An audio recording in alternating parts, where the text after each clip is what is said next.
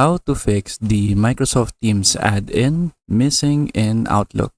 So here I am in my Outlook account, and then from here in the Outlook application, you should by default already have your Microsoft Teams add-in right here. So for example, if I go to the calendar, you can see that there is a feature right here to use Microsoft Teams. So if you don't have this, I have here some different solutions that you can do to fix that problem.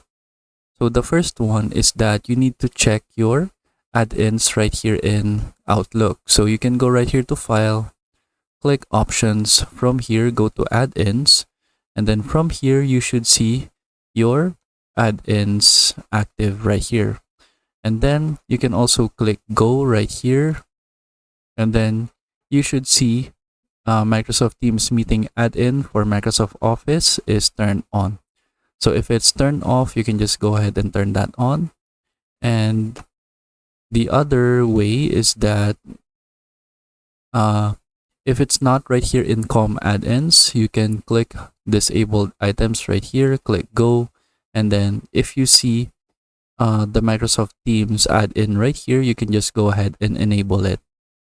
And then next, what we can do is that we can open the Microsoft Teams application.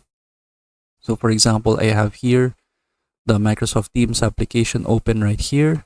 And then you can go to settings and then make sure that this is turned on. So right here in the general settings and the system settings, make sure that register the new Teams as the chat app for Microsoft 365 is turned on. So if it is turned off, make sure that you turn this on and then go ahead and restart Microsoft Outlook if that fixes the problem. So if it's still not working, what you should do is that you can use the repair option for Microsoft 365. So to do that, you can just open the control panel. So I can right click right here, and then we can open control panel right here. So if you cannot see it right here, you can just go ahead, go to search, and then type in control panel, open it. From here, go to programs, programs and features, and then search for Microsoft 365.